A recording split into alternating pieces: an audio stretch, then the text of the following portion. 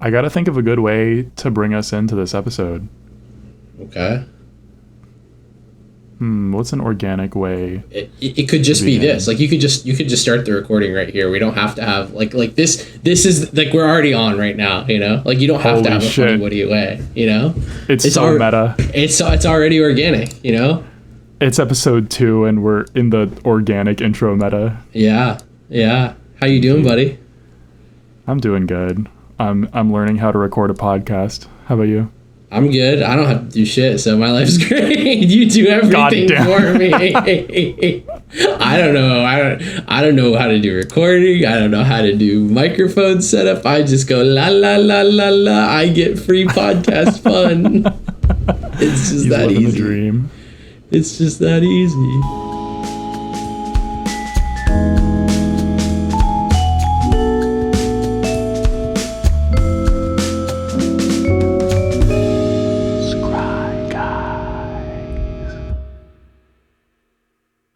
What you been up to this last week?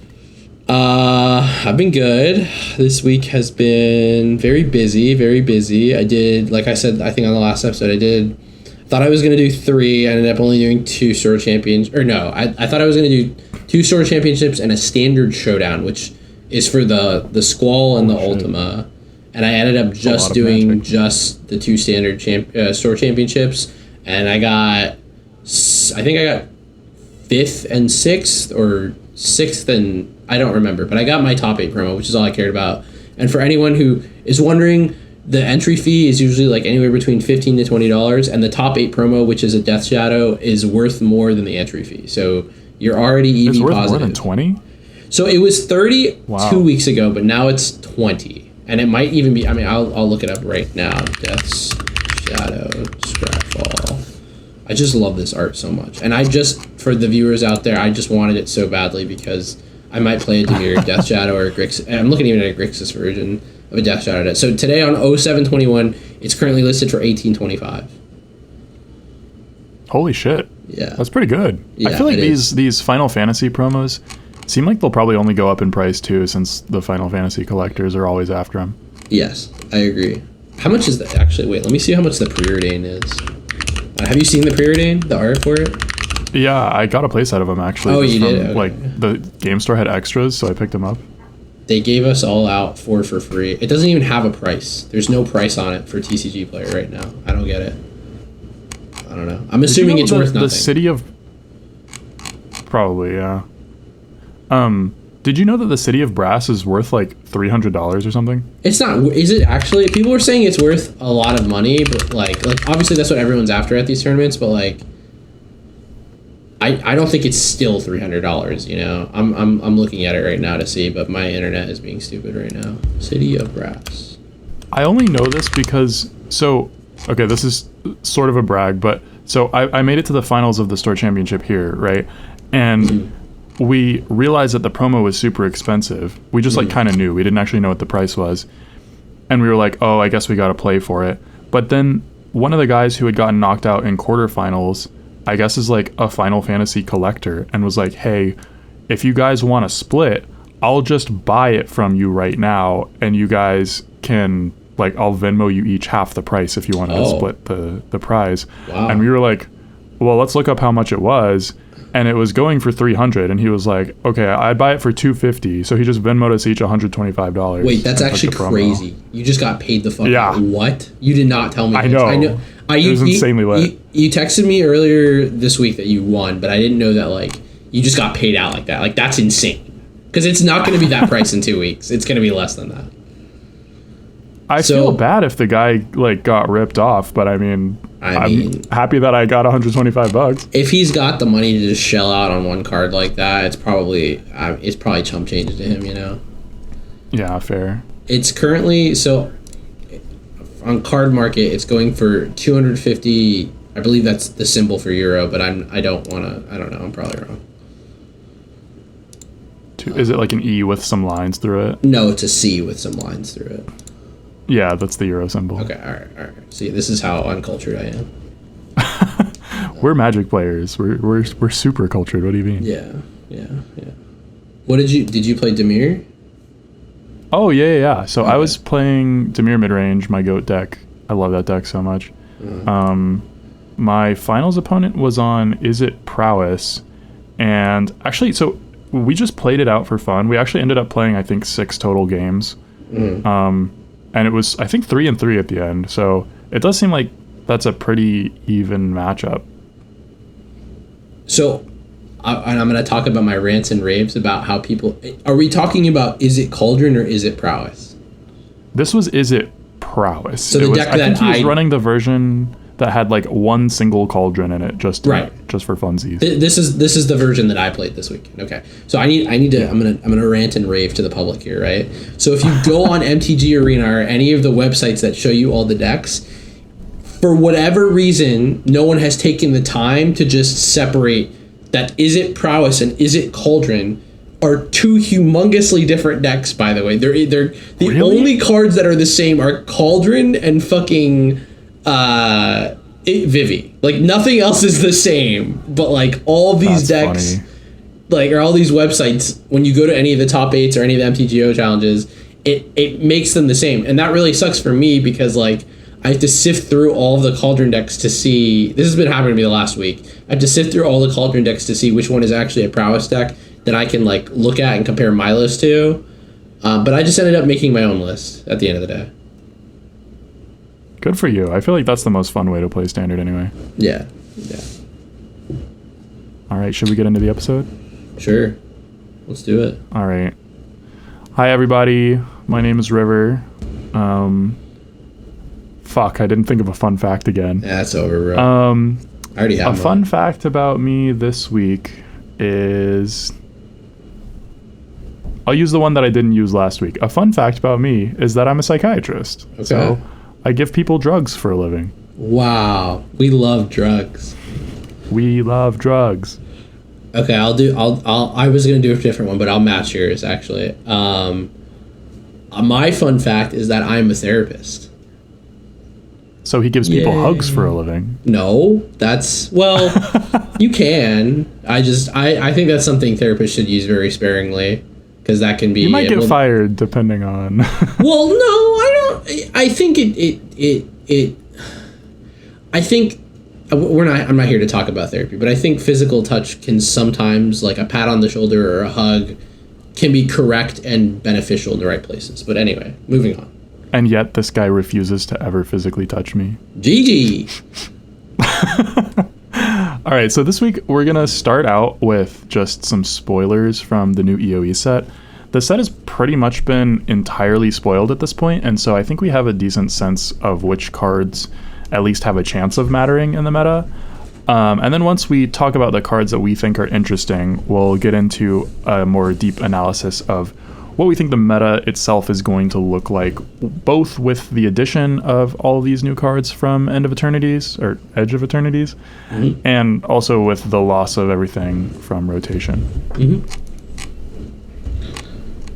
you want to... So, all right. Okay. Yeah, I'll go. First spoiler that I had brought in here is a card called Mental Modulation. And this is an instant. It's 1 and a blue, but it costs 1 less to cast during your turn. And it says, tap target artifact or creature, draw a card. Okay. What are your thoughts on this, Sass? You know what? I think I missed this one. I think I also... You know what? After rereading it now, I think I glossed over this art. And... the art is rough. It's another cantrip for Sasan the cantrip lover Batat, but I don't know. Sell me on it. Okay, so my thoughts on this is a card that basically says 1 mana, draw a card. Granted, there are significant restrictions, like, so it's an instant, but if you don't cast it during your turn, it costs 2, which I don't think that you ever want to be doing that. So I think you basically treat it as a sorcery, except you can play it in combat to trigger prowess and stuff if you want. I think tapping target artifact or creature is not irrelevant, but it's certainly not as good as the cantrips that are like, you know, sleight of hand gives you some card selection, opt gives you some card selection. This affects the board, but I don't think in a significant way unless you're simply tapping down a blocker. And then I think the thing that really matters for this, which is why I put it on the list, is because even despite these drawbacks, it is a card that's just a single blue mana to draw a card. And I think that we have so many cards in Standard at this point that just care about you playing spells, that this is basically just pay a mana to trigger anything that cares about you playing a spell without going negative on cards. And so I think this plus the other 8 blue cantrips that we have with Sleight of Hand and Opt means that the Vivi decks now have 12 1-mana cantrips to trigger Vivi. You can also pair it with Honor to get a 16 cantrip deck if you're in white. I think this is actually kind of on par with the power level of Honor. What do you think?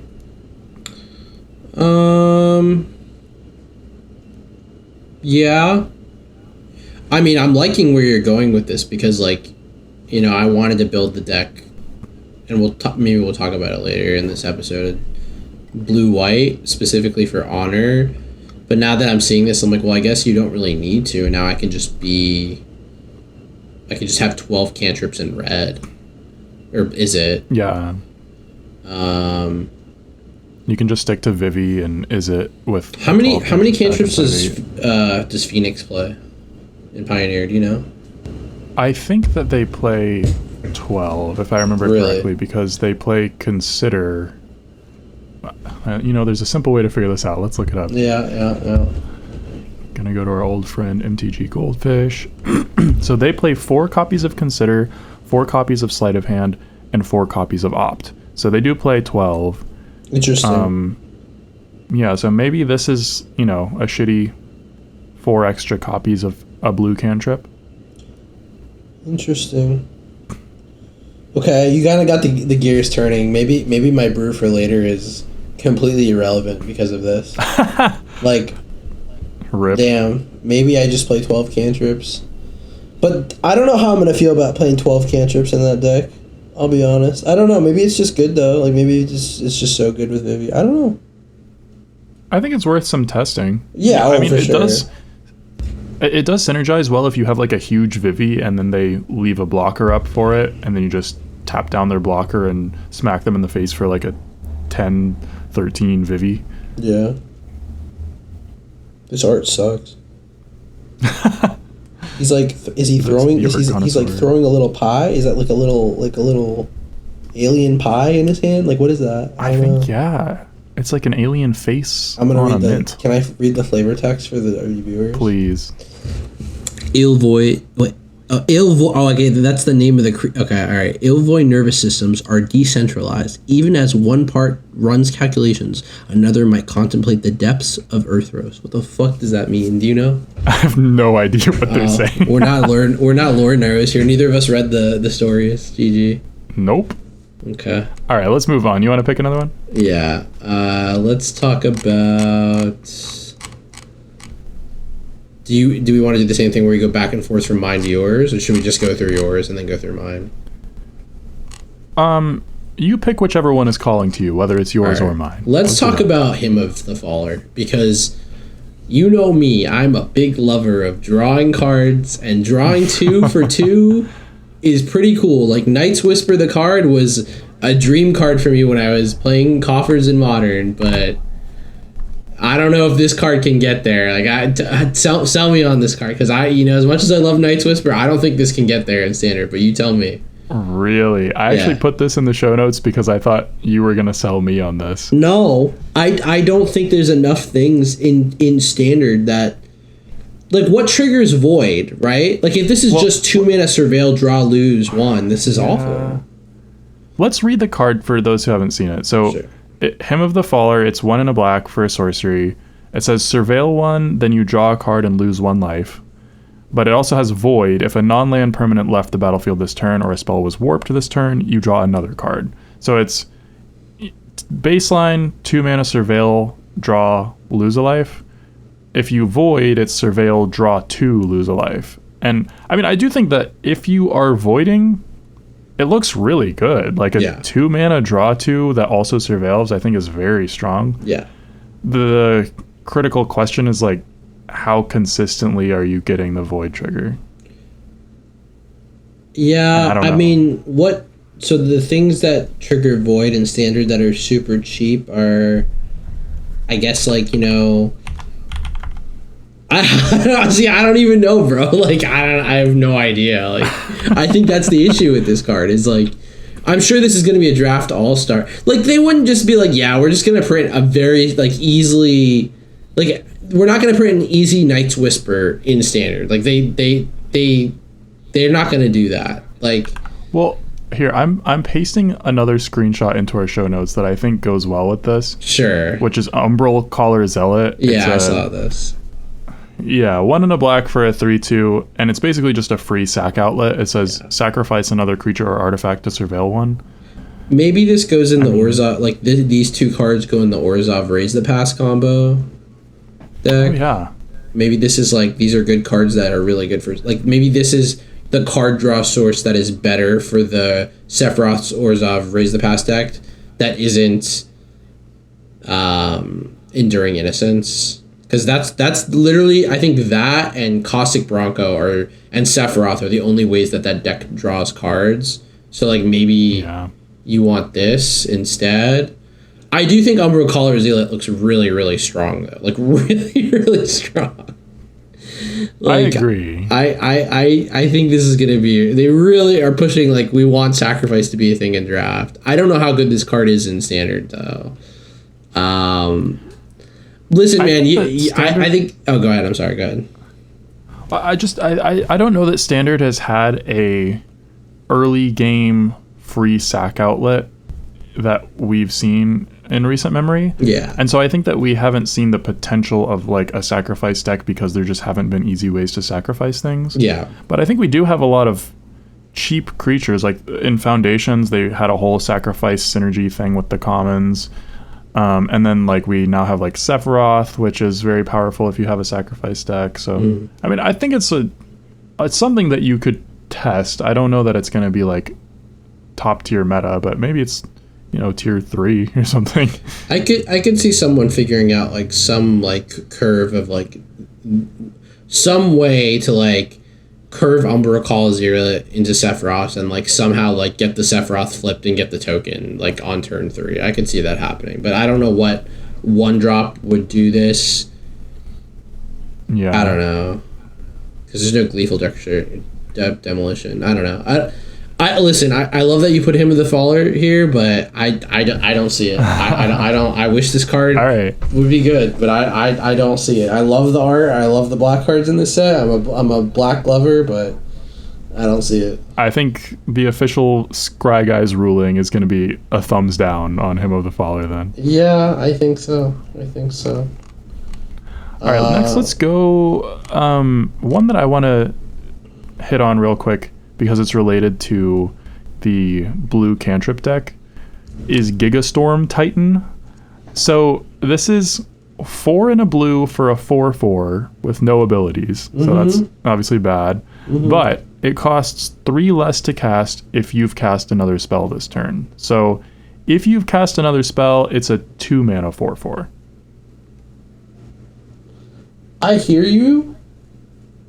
But how good is a 2 mana 4/4 vanilla in standard? Like, I don't even think that's that good. I'm gonna be honest. Yeah. Like I don't think a 2 mana like if okay, this is a crazy statement, and I'm sure like I'm probably wrong, but I think if they printed green 4/4, I still don't think it'd be good enough. Isn't that crazy? Here's a thing that I like about the 4/4 though, is I think 4 in terms of creature stats is a very like pivotal number in standard right now. Yeah. Because we see a lot of the most played creatures in standard are at like 3 power, 3 toughness or less. Like if you think about like, imagine playing a Tursa like and then you just ram it into this, or like FOMO, or I mean, I feel like you can go through like a massive list of all of the cards in Standard that just can't get through a Gigastorm Titan. And I'm thinking like the only ones I can think that really do, that see a lot of play, are things like Beza, which lines up well into Gigastorm Titan. But I think this is a reasonable consideration in any deck that just wants some more threats or things to gum up the board when you're also playing all your cantrips and stuff. Maybe there's like some mono blue deck that like plays this and Tolarian Terror and the Eddie Crab and all the cantrips. Oh, that'd be cool. I don't know. That'd be very cool. I remember the mono blue deck being like a terror beyond belief, literally. That sadly enough, the reason to be mono blue, Flow of Knowledge, is leaving. So, rip. All right, let's see where this one goes. I'm mid on it. Yeah, I could see it being up or down. I don't know. Let's go to. Okay, hear me out. It's the red card and the blue card. Invasive Maneuvers plus Synthesizer Ladship, right? Right? Please read these because these are weird cards. Okay. So at instant speed, you can deal 3, which we already have, right? So this is Invasive Maneuvers, 1 in a red. Invasive Maneuvers deals 3 damage to target creature. It deals 5 damage instead if you control a spacecraft. So I was like, okay, what are the spacecrafts that are in like that are cheap and that are like I could see them maybe 10% or 15% chance being good. And those, the only 2 are like Synthesizer Labship and Warmaker Gunship, right? And so I was like, okay, maybe you want to be like some kind of Izzet deck and you play the Pinnacle Emissary. Like, I don't know, 2 mana deal 5 at instant speed is pretty fucking good, not gonna lie. It's pretty fucking impressive. So I was like, maybe there's a deck that plays Synthesizer Labship early and plays Invasive Maneuvers, but again, I feel like this is very, very wishful thinking. I'm going to read the viewer's Synthesizer Labship because this is the only spacecraft that is, I think, has a chance to see play. The only one, personally. Okay? For me. Agreed. So Synthesizer Labship reads, and we were going to talk about it last week because it combos with Tough Cookie. Synthesizer Labship is a 1 blue spacecraft artifact that has has 2 station abilities. For 2 charge counters, at the beginning of combat on your turn, up to 1 target artifact you control becomes an artifact creature with base power and toughness 2/2 and gains flying until end of turn. And then at 9+, it becomes a creature that has flying, vigilance, and it is a 4/4, right? The key thing here is that it's 1 mana. It is the cheapest spacecraft. I'm also a huge sucker for how beautiful the art is. I don't know why the art. I don't know if you've noticed, but there's no normal version of it. Like on, I don't know if they just haven't officially released it, but to me this looks like it's the borderless art. But then I looked and there's no other art that has like, you know, the typical like red border. Oh, maybe that's just what they're doing for just the spacecraft. Yeah, it's all the spacecraft. Yeah. Okay, I see. Anyway, you can play this.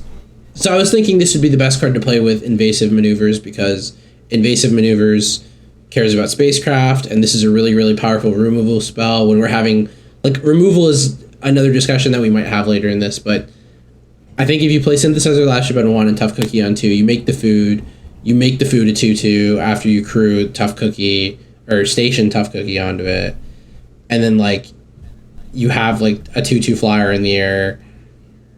I just don't think it, but the more I'm just talking about this out loud, it's like not even good enough. Like you're doing these hoops of having this exact 1-drop, this exact 2-drop to fucking make a 2/2 flyer, like, until end of turn, like, and then you get to maybe play Invasive Maneuvers. I don't know, but I mean, it's Teamer, and Teamer is gonna have a good mana base, so I don't know. That's the dream. That's the thought. As much as I love Tough Cookie, I wonder if you just go Izzet, because I mean, there is also Terrapact Intimidator, the one we talked about last week, the 2-drop that is either a 4/3 or makes 2 of the lander tokens. Yeah. And I mean, that synergizes well with this because you can play that, and then they basically have to make you have a 4/3 on turn 2, because if not, you immediately crew this, and then your lander tokens become flyers. Yeah. But I also think Synthesizer Lab Ship can work well in just like a general artifact build, because it kind of serves a similar role as Case of the Filch Falcon to me in that kind of deck, where it's just a one drop that is an artifact that you can use for value later, or you can animate it with your Zoetic Glyph or whatever. True. I'm a little lower on Invasive Maneuvers just because I think a 2 mana deal 5 is really good. But I just think that if you don't have a spacecraft, and I kind of don't think that you'll always have a spacecraft because there don't seem to be many good ones. Yeah. Then it's just a 2 mana deal 3, and it's not even like you can choose to hit face. It's only to a creature, and it doesn't exile. It's just a worse Abrade at that point. So yeah, I'm not convinced by Invasive Maneuvers, but we'll see. I want Synthesizer Lab Ship to be good. I really hope someone breaks this. I think this is fair to say this is one of my favorite cards from the set. Like, I really love the art for this, and I love what it does. I love that it's really, really cheap and in blue. Like, I don't know. Can I just point out that you were being a hater of the art on the other blue card, and you said he's got the little pie with the face on it, but this thing has the exact same pie with the face on it, but they're all coming out of the ship, and there's like 100. No, that one, that little... So they're obviously not pies. There's some kind of, like, alien thing. But it does look similar, but these one looks more robotic. I don't know, bro. I don't fucking... Maybe they are the same. Yeah, they kind of have the same little faces. I don't know. Did I ruin the art for you? No, I like... The Synthesizer Lab Ship just looks so beautiful, bro. I want to get 4 copies of these and figure out some way to break this card, but I'm sure it's just trash and it's just a commander. I don't know. I put 2 other cards underneath it to be in that deck, but we don't gotta talk about it. It's fine. Okay. Let's talk about... Briefly, let's just talk about Pinnacle Starcage. I think that this is a spoiler that a lot of people have already seen. It's basically just Temporary Lockdown 2.0. So it's 1 white, the same cost as Temp Lockdown. It is an artifact, it's not an enchantment.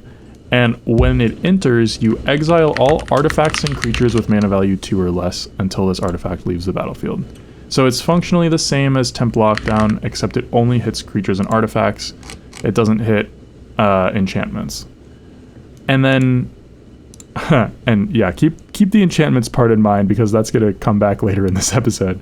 Pinnacle Starcage also has a little bit of an upgrade in that it has an activated ability for 6 white, so 8 mana total. You can, and this is at instant speed, by the way, you can put each card exiled with this artifact into its owner's graveyard, then create a 2/2 colorless robot artifact creature token for each card put into a graveyard this way, and sacrifice Pinnacle Starcage. What do you think? Pretty good. Pretty fucking good. It's going to be standard all-star. It's already $25. It's $25? It's $25 right now. That's rough. Granted, this is an early... It's saying that there's not a price for it on TCG Player, but there is an early price for the borderless version that's $25. I mean, I think it should be expensive because this is a standard all-star. Like, this is gonna be in standard for a long time, and it's gonna be a very, very important sought-after card. So I wouldn't be surprised if it's $20 or something, because this is gonna be one of White's best cards. Like, honestly, I think the fact that the activated ability is there and that you can do it at instant speed just is such a boost for control decks, because it just means that your board wipe in the early game is something that you can just have sitting off to the side, and then later in the late game you can still keep holding up mana for a counter spell, and then if you don't need to counter anything, you just pay 8 and all of a sudden you create 3, 4, 5 2/2s at instant speed at the end of your opponent's turn. Yep. I think Pinnacle Starcage is going to be a format all-star, and I think this is a card that's here to stay, and I think you should pick up your copies now. Buy high, sell low. Buy low, sell high. I don't know. There we go.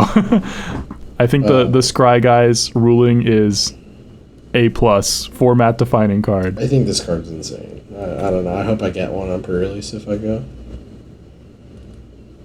You want to talk about... Let's talk about the card that goes very well with it, which is Seam Rip. I think Seam Rip is the card that I am the most hype about. Wow, really? That's crazy. Yeah, beyond the shocks, I think that this is the single most hype card. What?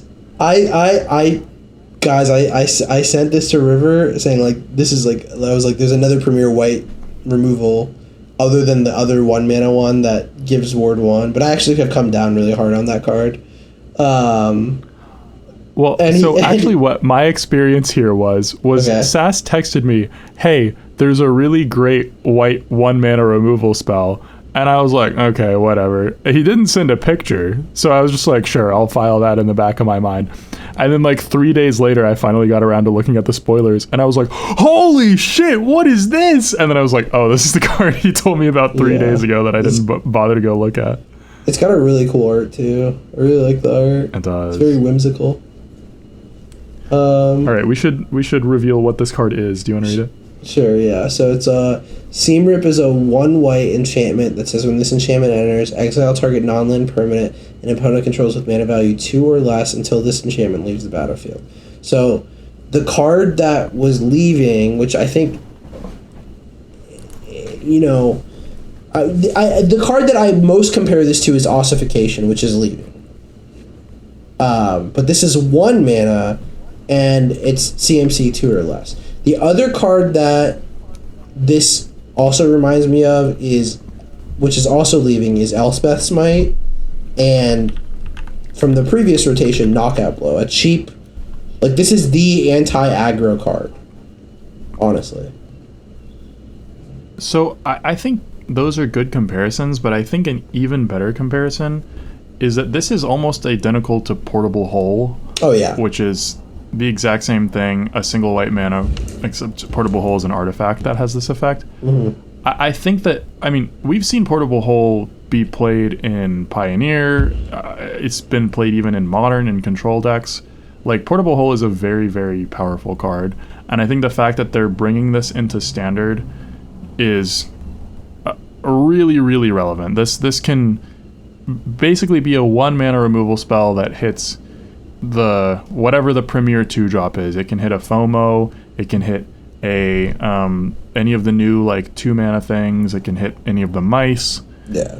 I just think it's so flexible. And then the reason that we say it goes with Pinnacle Starcage is because if you think about how you would build a white deck, especially a white deck with a lot of efficient removal, at first, when I was reviewing Seam Rip, I was kind of low on it because I was like, oh, well, if I play it in my Temp Lockdown deck, I'm actually going to Temp Lockdown, eat my own Seam Rip that I played earlier, and they're going to get their thing back from under the Seam Rip. But then I realized that Pinnacle Starcage specifically only hits artifacts and creatures, so your Seam Rip being an enchantment will actually just stay there on the battlefield, having taken whatever you stole from your opponent. Yep. Card's goated. It's the white cut down of 20 in the big 25. It's the white cut down. I agree. I think this is like almost. I think this is basically cut down power level. Yeah, I forgot about Portable Hole, but granted, I literally never played Portable Hole the card in my entire life.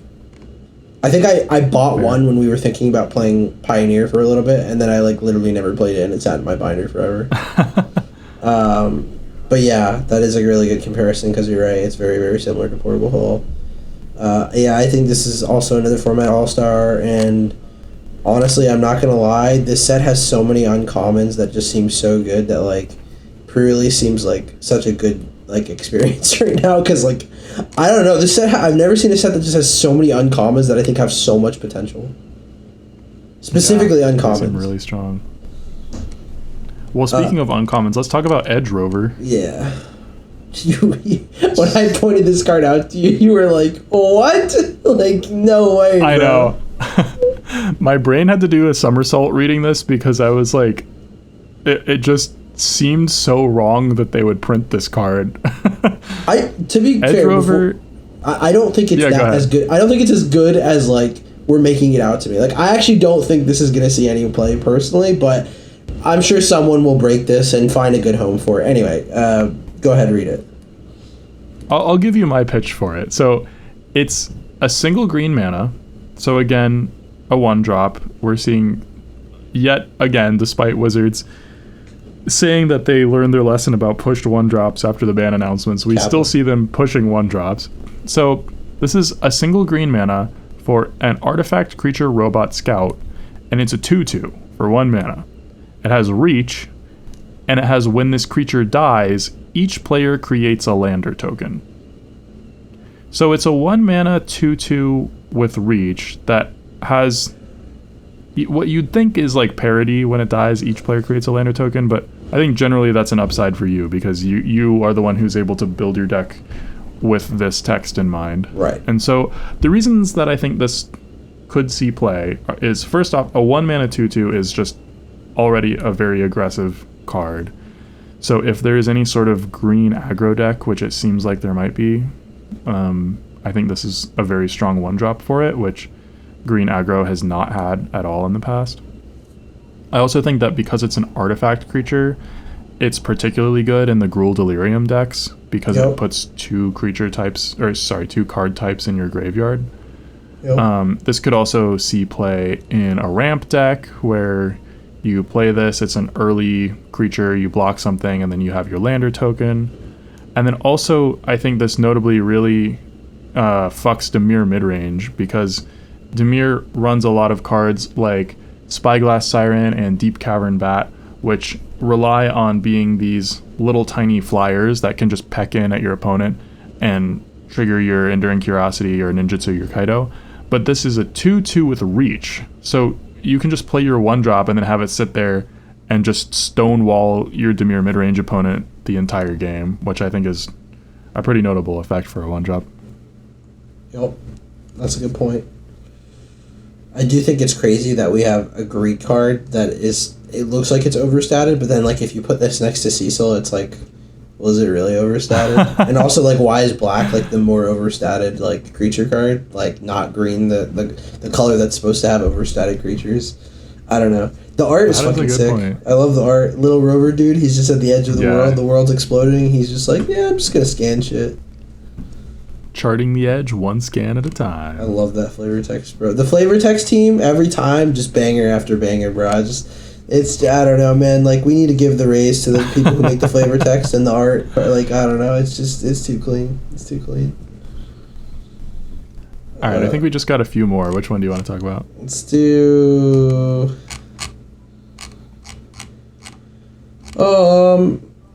Scroll all the way to...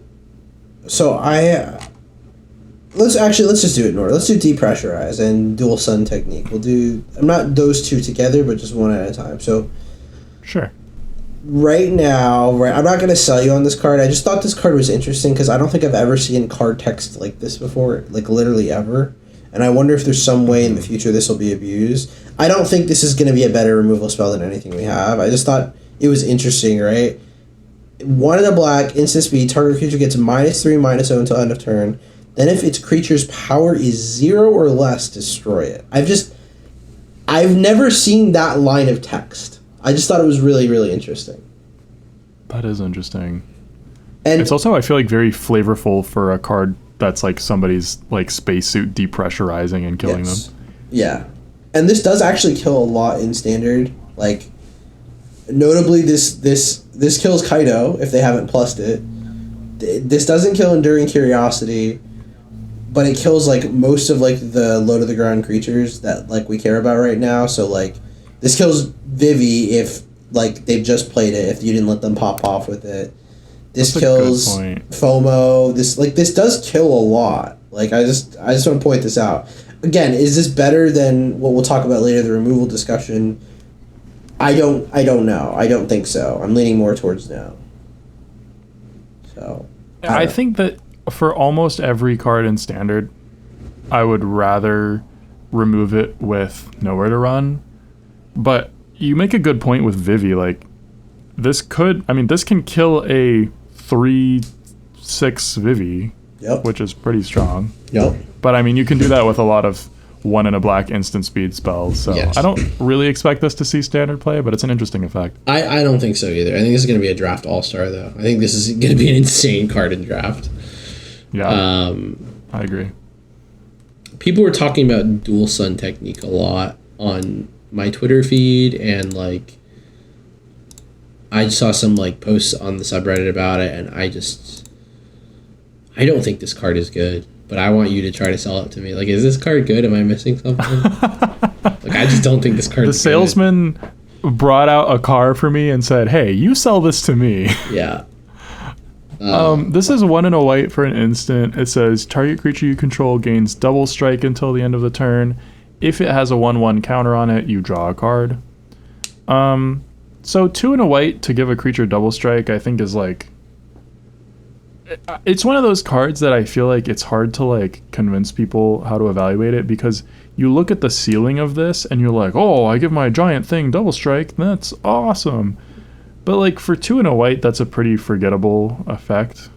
And then the fact that it draws a card if the creature has a 1/1 counter on it brings me up a little bit, but I think that like unless there is a deck that already is white and already wants to have a bunch of +1/+1 counter synergies, like that's the only home that I see for this card, and so that doesn't currently exist.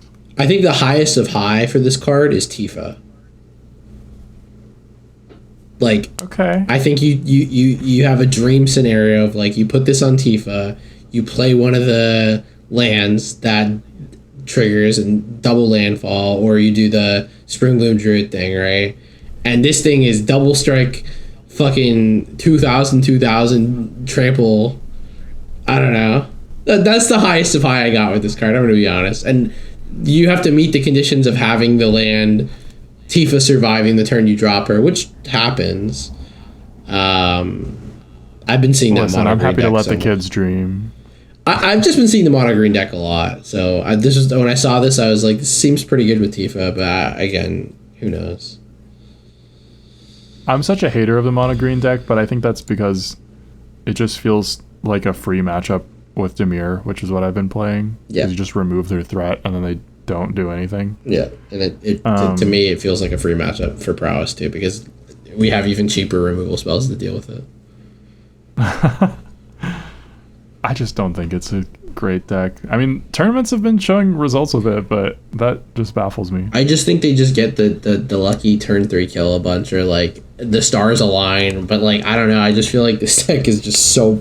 I see it. It just reminds me a lot of the Gruul Leyline deck. It's like, did you have the Leyline and the cards, and you got to one-shot me? Okay. It's like the same thing here. It's like, except you're asking the question, did they have early interaction? No. I guess I win. But I guess that could have been said about like every aggro deck ever. I don't know. Yeah. That's a good point. I mean, it is kind of like an aggro combo deck in that sense. It's like, if the pieces align, they just kill you. And if you don't have a way to stop them, they just kill you. But I think that if you are willing to play a little bit more conservatively and hold up mana, like, you're probably not going to die unless you just tap out and give them the turn to kill you with. Yeah. I don't know. Interesting, uncommon. It's gonna make me so mad in Premier drafts. I already know this card's. I'm gonna get got by this card a million times. I already fucking know it. Okay, so I want to talk about. Before I get into the removal discussion and like these cards that I put that people have been trying to sell me on, can I talk about my experience at Store Championships? Or no. Wait, did you want to do the new meta thoughts stuff first? Actually, I'm sorry. Yeah, well, before we get into your experience, let's just briefly chat about how we think all of these spoilers are going to shape the new meta. Yeah. Can I actually... Let's do the cards that people have been trying to sell you on, because I actually think those might fit into this discussion too. Okay, sure. Especially the first one. Okay. So are these cards that people have tried to sell you on and that you don't like? Correct. I've come a little bit higher on Consult the Star Charts after thinking about it.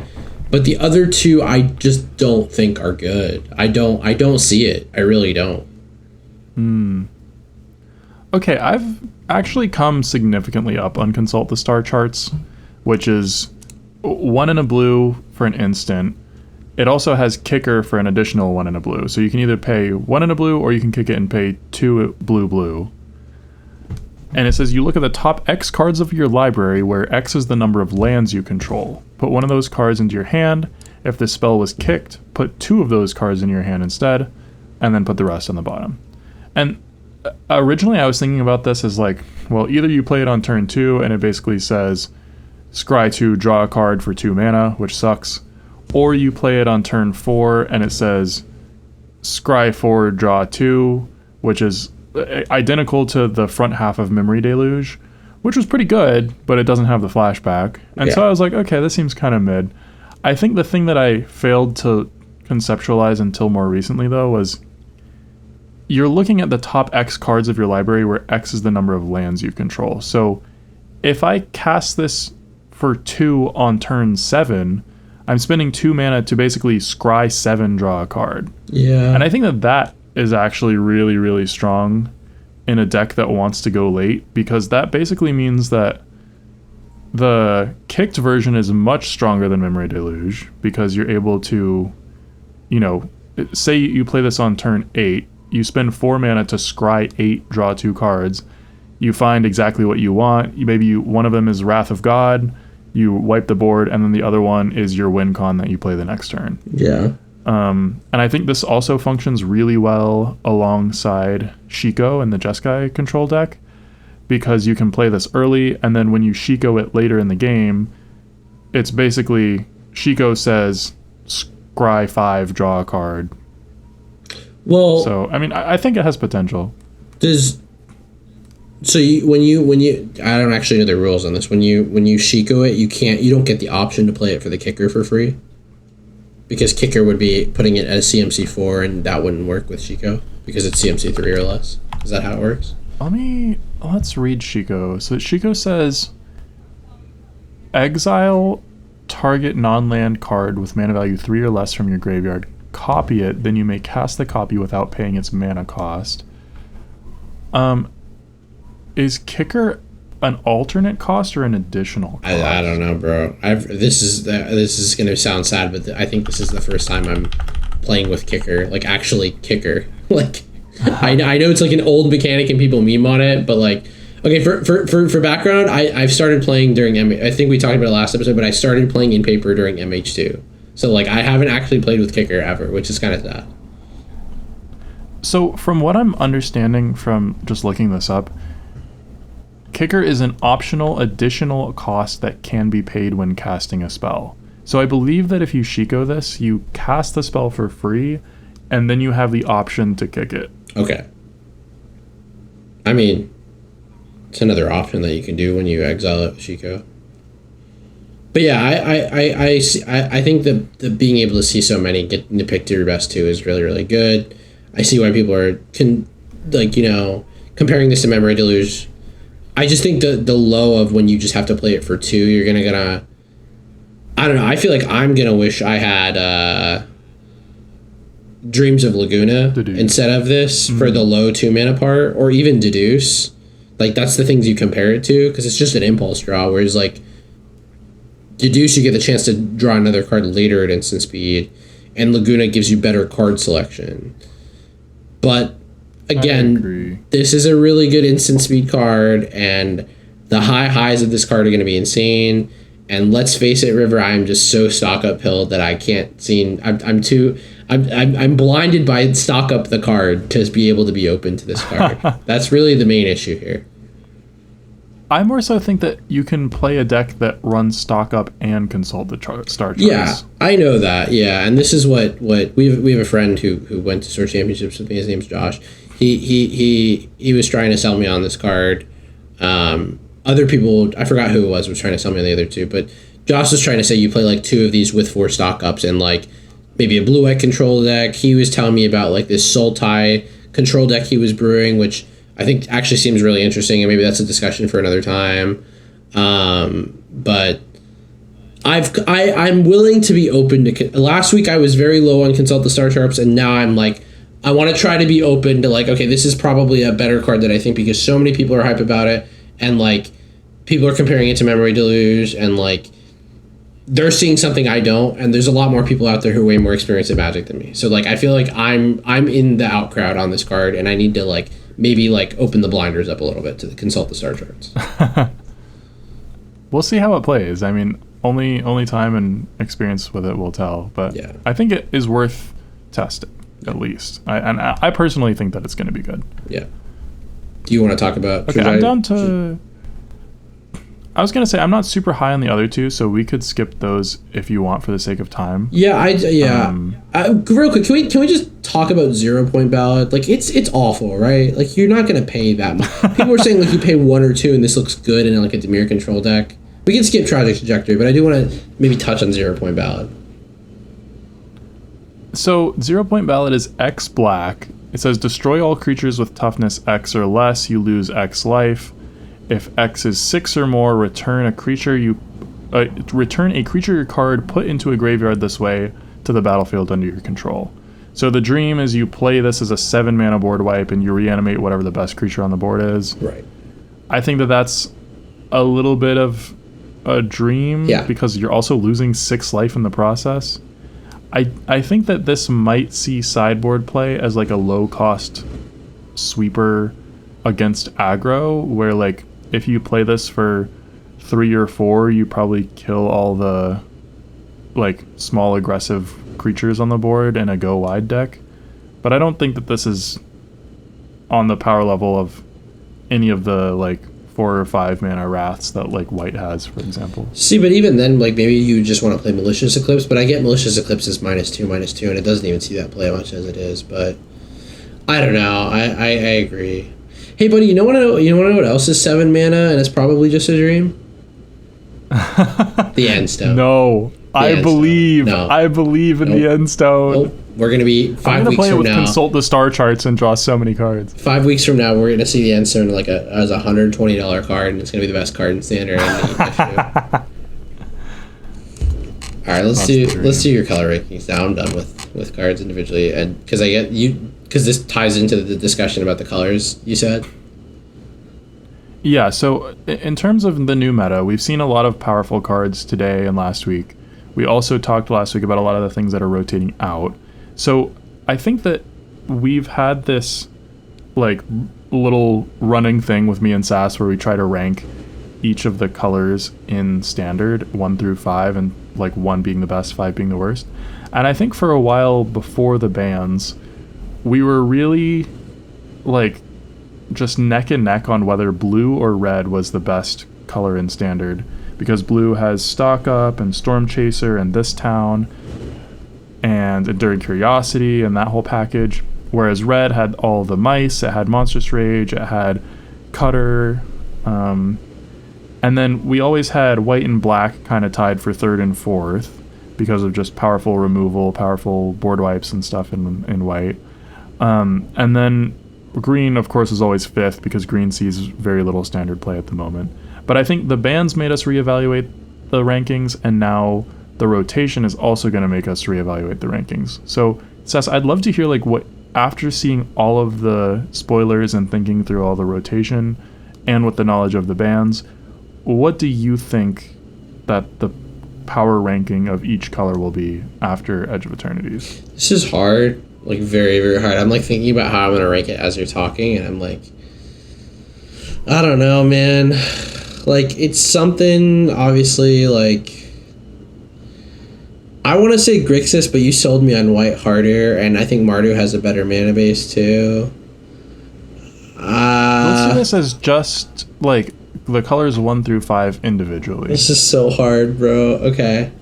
But like, see, I feel like my personal opinion is gonna come up in here. Like, I'm a sucker for blue and black, and so I'm gonna put those cards higher, you know.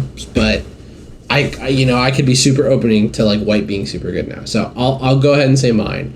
I would say blue, black, red, white, green. That's how I would do it. But I know you are gonna be like, how dare you put white this low? But it's all right. I do have a very different opinion. I mean, interestingly enough, I think almost identical with the exception of the positioning of white. So mine was going to be blue, white, black, red, green. And my reason for that is I still think blue just has the most powerful stuff generally in terms of just drawing through your whole deck, finding the cards that you need. It also has synergistic creatures with that. It has a lot of prowess threats. It has the whole Curiosity, Kaido, Vivi, all of that is all in blue. Granted, some of those are gold cards, but you have to be playing blue to play them.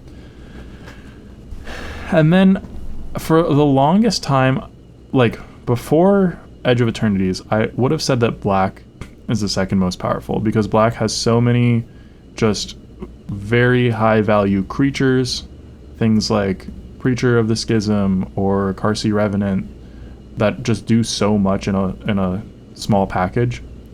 Plus, black has had all the super efficient removal like Cut Down and Go for the Throat. But now I think with rotation, black is getting dinged in losing its best one-drop removal spell, Cut Down. And even though it still has stab and stuff, I don't think those truly come close to the power level of Cut Down, just because of like things with 3 toughness or things with 4 toughness that Cut Down could have hit. Like, you can't hit Vivi with a stab, but you can with Cut Down. So I do think that black is getting hit a little bit there. And then I think that white has been rising for a little while. Like, white has been getting all of the best board wipes. It has what I think is now probably the best 4-drop in the format, which is Beza.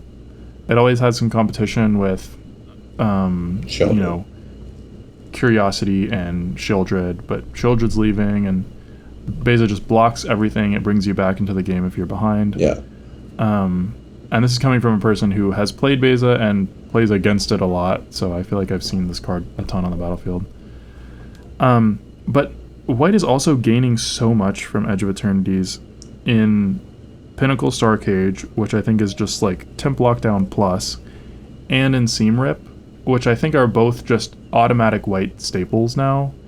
And we already have really strong white removal in something like Get Lost, so I feel like you can imagine the curve of turn 1, Seam Rip your thing, turn 2, Get Lost your thing, turn 3, Pinnacle Star Cage, wipe up the maps, wipe up whatever is left, play Beza.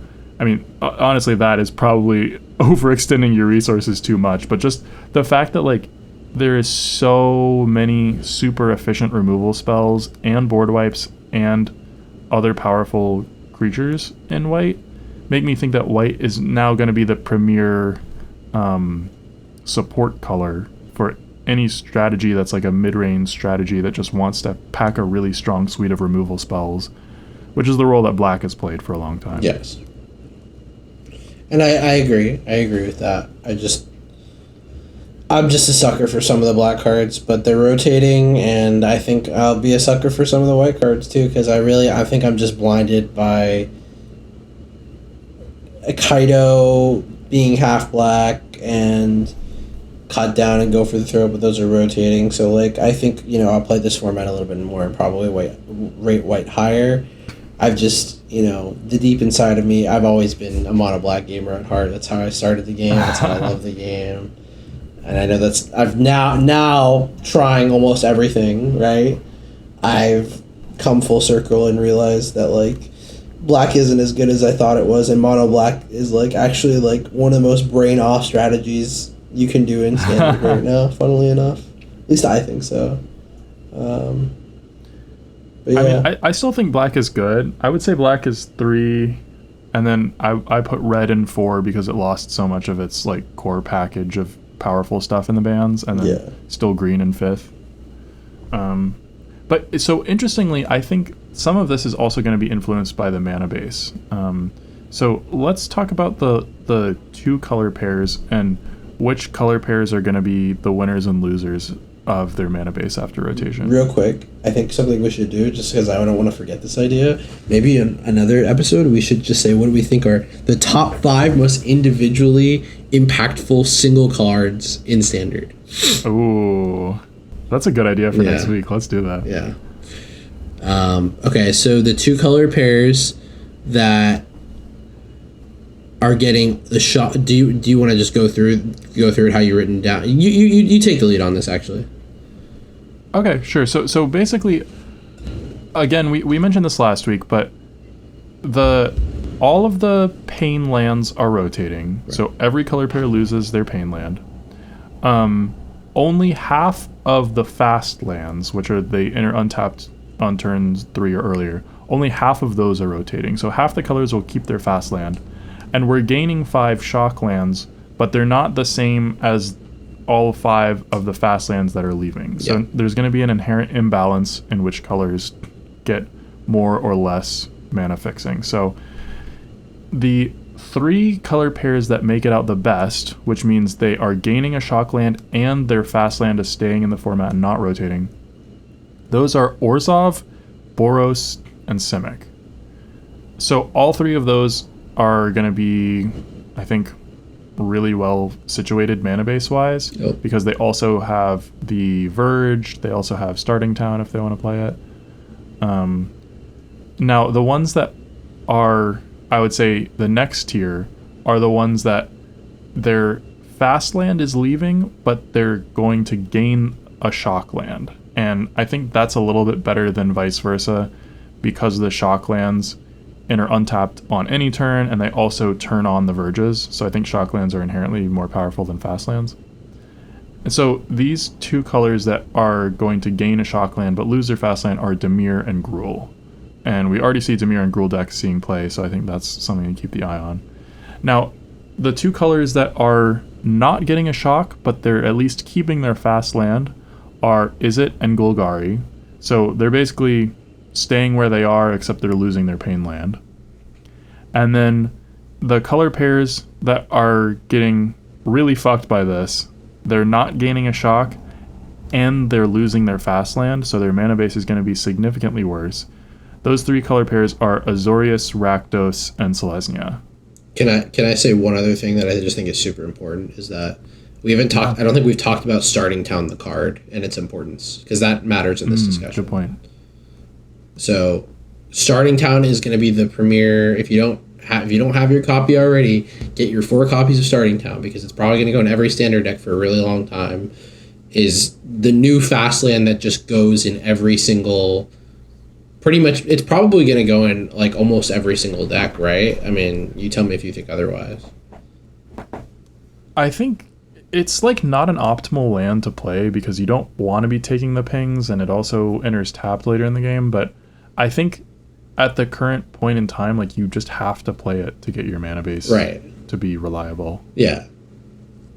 But it's basically just a land that enters untapped for your first, second, or third turn of the game, and it taps for any color if you ping 1. And just the flexibility of that is really, really important. I think 3 color decks that don't have good shock setup are really going to want this land. And the lands, the color pairs that really feel like they're probably going to have to play it are Azorius, Rakdos, and Selesnya. I think those 3 colors are really going to be suffering. Yes, yeah, I agree. It's a sad day for all the Rakdos, Azorius, and Selesnya gamers.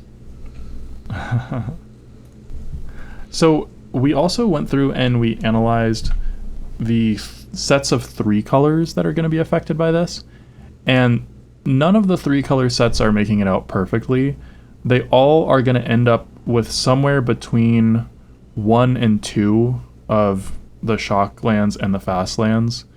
I think the ones that are higher up have a decent chance of actually being a reliably playable 3 color pairing, whereas the ones that might only have 1 shock land and 1 fast land, I think, are probably like a no-go unless you have some other fixing strategy inherent to your deck. So in what I'm calling tier 1, which means they get 2 shock lands and they're going to keep 2 fast lands, this is Sultai, Mardu, and Temur.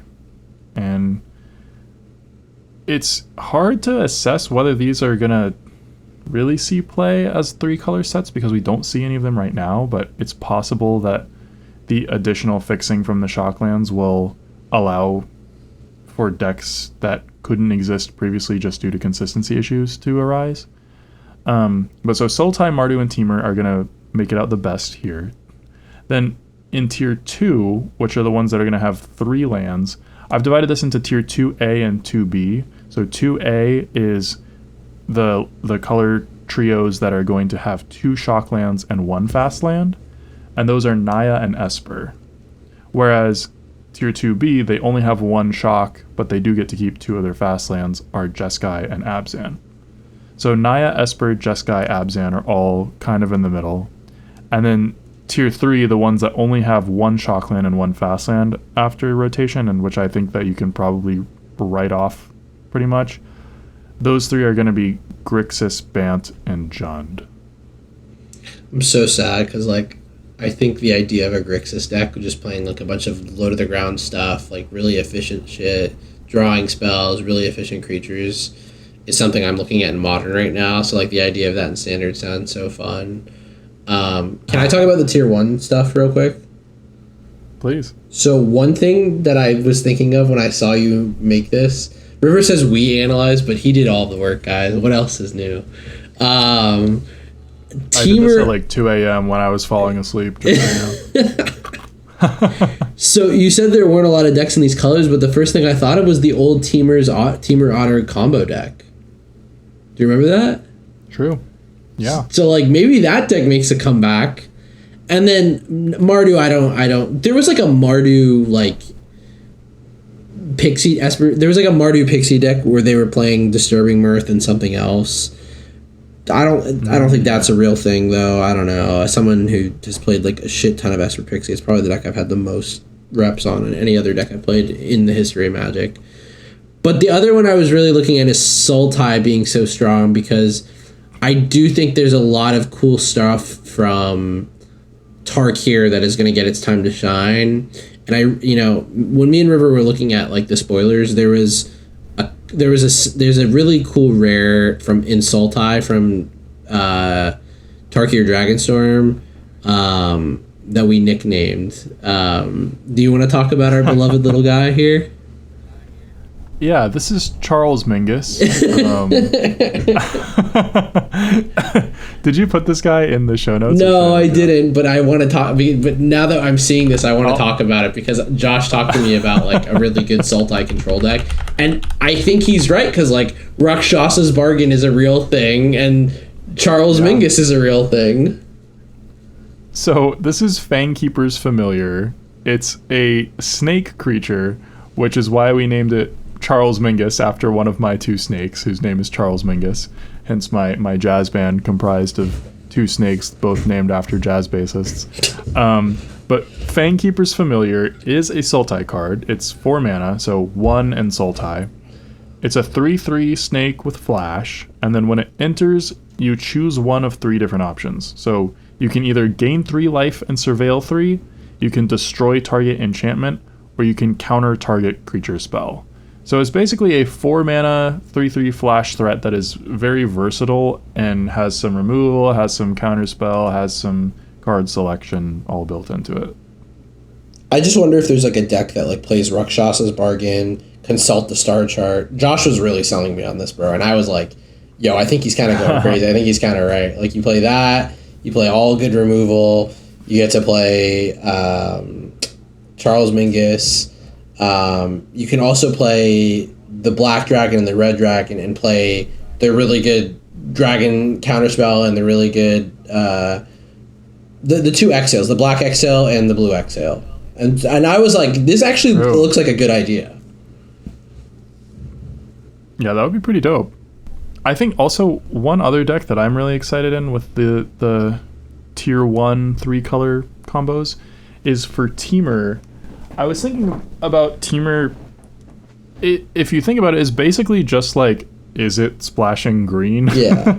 And so one way that you could approach a Teamer deck is rather than thinking of it as like, let's find all the good Teamer cards, you could actually just take the existing Is It Cauldron deck and splash green to play Loot Exuberant Explorer, which, if you don't remember this one, I'm actually going to pull it up right now because it has so many abilities on it. It's a 5 mana card. I think it's 2 in Teamer for like a 3/5. Yeah. And my internet is not working well. Oh, I'm sorry. It's not Loot Exuberant Explorer. You want me to It's I got it. It's Loot the Pathfinder. Yeah. So again, it's 5 mana. It's 2 in Teamer for a 2/4, and then it has Double Strike, Vigilance, Haste.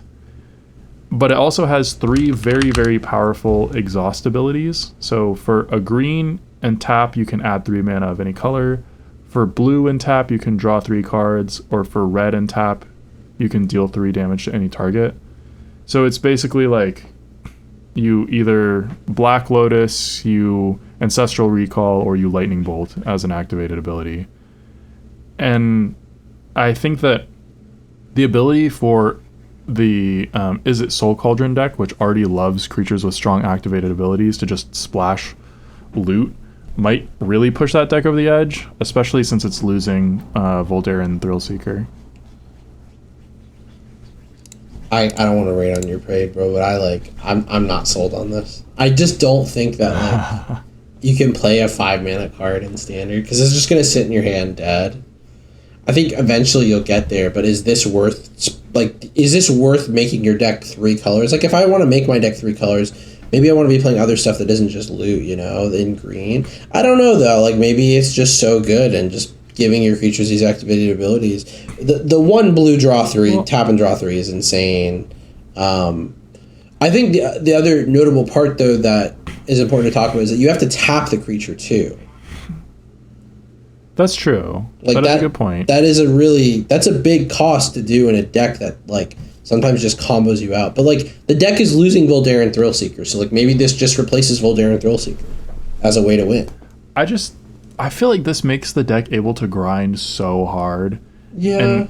And the other thing is, you say it's gonna like rot in your hand, but I'm actually hoping to never play this from my hand. Like I'm hoping generally to pitch this off of a FOMO or a Tursa or a Steam Core Scholar, and then put it under my Cauldron and just give all of the activated abilities without ever having to play it. I hear what you're saying, but I get what you're saying. Like you want to just discard it and play it from that.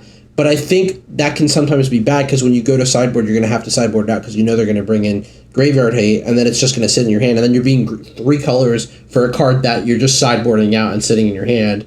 And then the other part I want to just remind you about is like, yes, it's not rotting in your hand because you want to actively discard it with all the discard stuff in it. But I think what's really cool about the Is It deck is the cards that you do discard, if you choose not to discard them, they are already good in the deck. Like, imagine the loot in your hand not being loot, and instead it's like Torch the Tower or like Vivi, like something that can impact early on so you can get to the point. Like, this is something that I think has to be played in practice, but I ain't seeing little loot after we got bamboozled by him in Aether, if I'm going to be honest.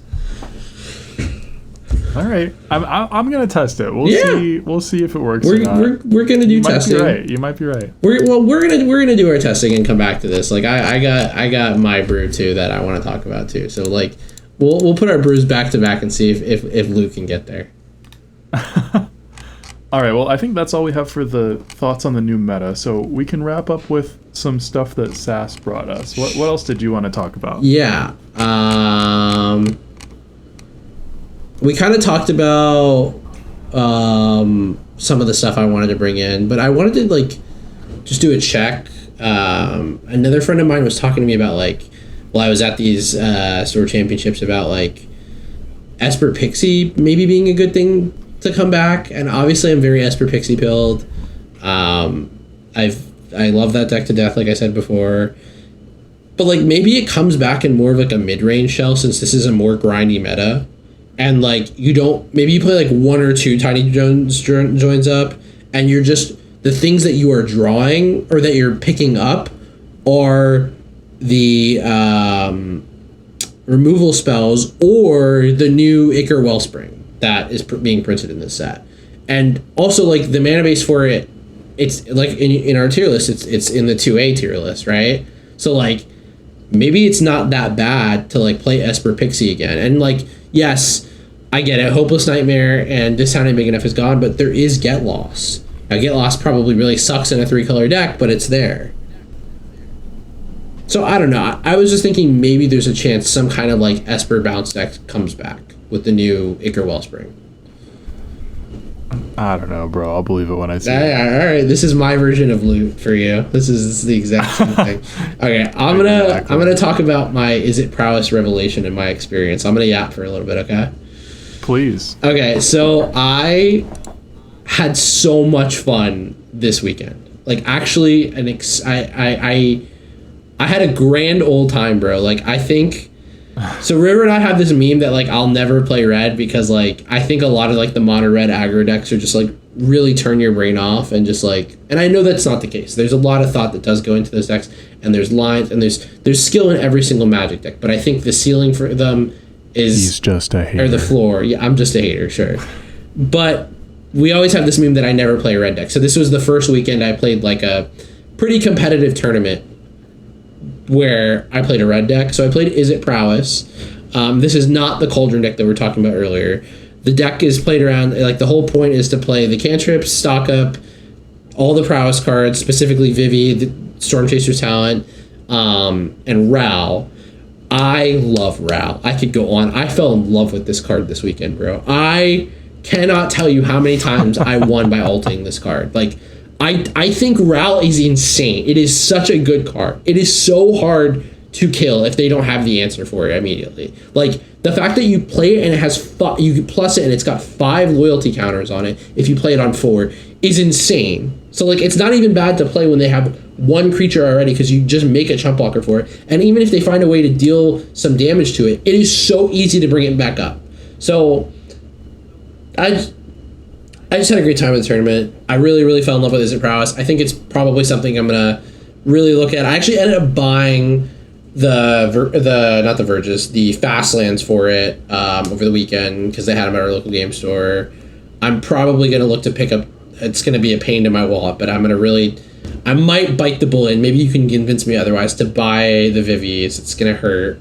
It's like, thankfully they're going down. It looks like they're going down to like 40-something right now from 50. Oh my god. That's crazy that that's going down. Yeah, I thought they were going up and up, but it looks like they're going down a little bit, and I kind of feel like maybe I should buy them now before, like, someone finds some other way to break them. So really, I just had a great time at the tournament. I really like Is It Prowess. I think more people should look at it. I had, like, a revelation of, like, how good Torch the Tower the card is, because I've never ever played red removal. But something about playing decks in paper, like, it just feels so different than playing online. Like, I played this deck a bunch online, but playing it in paper, I was like, damn, like, the red removal, like, the suite of them really matters. Like, the difference between Rebel Salvo, Obliterating Bolt, Abrade, Lithomantic Barrage, Unable to Scream, like, there's, like, real thought into those. And my stocks on Obliterating Bolt have gone up so much, and I thought it was rotating, but it's actually not. I don't know if you knew that. Is it not? No, it's not. Apparently, it's in Foundation here. Wait, someone told me it wasn't. Wow. Let me go look. I'm pretty sure it's in Foundations. And this is a very important card. Very, very important card. Because it's a perfect answer for Enduring Curiosity. It's a perfect answer for Kaido that didn't plus. It's a perfect answer for Unstoppable Slasher, which I think is going to become a very, very good card in black now. Now that Anoint with Affliction is gone. It's a really, really good answer for any of the cards. It's specifically, like, I think people are playing it more specifically because of the Is It Cauldron deck being the best deck, though, too. That's the main reason. Yeah, that but makes yeah, sense. Obliterating Bolt being in Foundations is a huge dub. I did not know that they reprinted it until my friend told me this weekend. But yeah, at the end of the day, I had a great time with the deck. I love ulting Rail. I've really come up on Vivi. I was building this deck, like, I think I talked last week how I tried building it more controlly without Vivi. I was wrong. Vivi's insane. Surprise, surprise. This card's great. I gotta just shell out and lose the whatever $150 to $200 to just buy Vivi's. Card's just too good, and you gotta play it. So that was my thing. Yeah. So I guess last question, and maybe you already answered this, but I was going to ask for each of us to say the deck that we're most excited to try out after rotation. Sure. Should I talk about my brew thing? Yeah, go for it. Okay. So I kind of touched on it last week with Honor, but I built it. I also built a list of and I'm going to link it for you here. I built a list for the Enchantments deck too, because I think that got a huge buff as well. And if you want to look at that, you can. It's at the very, very bottom. But the deck I'm most excited for is, and maybe this is Pipe Dream, is the Blue-White Prowess deck, where you play Cosmic Grand Zenith, Honor, Sleight of Hand, Stock Up, Get Lost, Opt, Astrologist, Planisphere, Seam Rip, Storm Chasers down. Like, it's a very low to the ground, draw cards, kill big threats, very efficient low to the ground deck, 21 lands. I think Rip is really, really, really a clean answer to the Is It Cauldron deck. I texted you this. I think that's really, really important.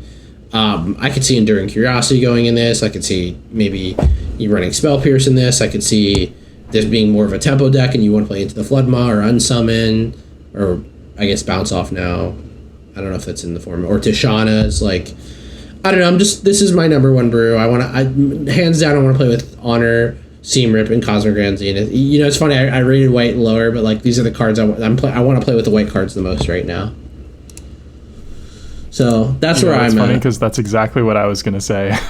Yeah, what do you? I was literally gonna say Seam Rip has me so hyped, and the package of Seam Rip, Get Lost, the new temp lockdown, like white just seems so pushed right now, so much value. Yeah, I'm such a fiend for value, bro. You want to? It sounds like you like deck wise, right? Because that was the original question you had. I want to hear what you want. It sounds like you really want to. I think you were texting me about the Jeskai control deck that you really want to build. Yeah, so I played Jeskai Control for a while, several months ago. Actually, I played it at RC Minneapolis when we went there together, and I really enjoyed the deck. Kind of stopped playing it just because I got a little tired of it, but I feel like it's just gonna get such an upgrade from this set. Yeah, like, I agree. There are at least 3 cards which I think slot into that deck, which are Seam Rip. I think the temp lockdowns just get replaced with Pinnacle Star Cage, and then also Consult the Star Charts. I think is going to be quite nice alongside Shiko. So I'm just very excited to test that out and see if it's as good as I think it's going to be. I just realized the Chandra rotated.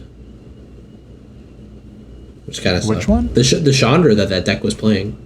The Chandra Planeswalker from Maw is rotating. But I think nobody actually played that in the end. It was a thing that I think Arnie Hushmanbeth was testing, and then at some point everyone realized it was just better to play Shiko. Yeah. You sold everything for the deck though after the tournament, right? Or do you still have your stuff? I actually lucked out because somehow I bought my Shikos for like pennies on the dollar, and then everybody got super hyped when the deck won the RC, and so I sold all my Shikos for like $7 or $8. Oh, you're chilling. And now I think they're back down to like $1 again. Oh, you're chilling so hard. That's actually like humongous EV. Wow, that's great. Yeah. Yeah. To answer your question, I definitely think that like that is the brew I'm most excited about. But the deck that I want to play the most right now, just from this weekend, is it Prowess? But who knows? Like, again, this format's... this is a whole new ball game in the next 3 weeks. It's going to be really interesting to look at the standard challenges, look at any local RCs or RCQs, any of the leagues. It's going to be see who like brews what. Like, I think this is like such a cool time for Magic to see where standard is going, because it's so up in the air. I think my biggest fear, though, and I think a lot of people voiced this to me over the weekend, and I think this will be the last thing I'll say on the subject, is I am a little scared if this just becomes a turbo control deck. Like, or control meta. Like, no aggro decks can exist. Not even mid-range decks can exist, because control is just so insanely... might just be so good. But, I'm not, like, totally sold on that happening. I'm not convinced of that either. But, I mean, the only way to find out is to see. Yeah. And it's crazy to think that next week's episode is going to be recorded in the new meta. Yes. So, yes. Wild times. Yeah. All right, I think that's all I got to say. Yeah, that's all I got too. What did we do? An hour 23. It's like pretty similar from the last time. It's pretty good. Yeah. Sweet. Well, thanks for joining us, guys. Thank you, guys. Peace, love. Yay. See you in the future. Goodbye. Bye.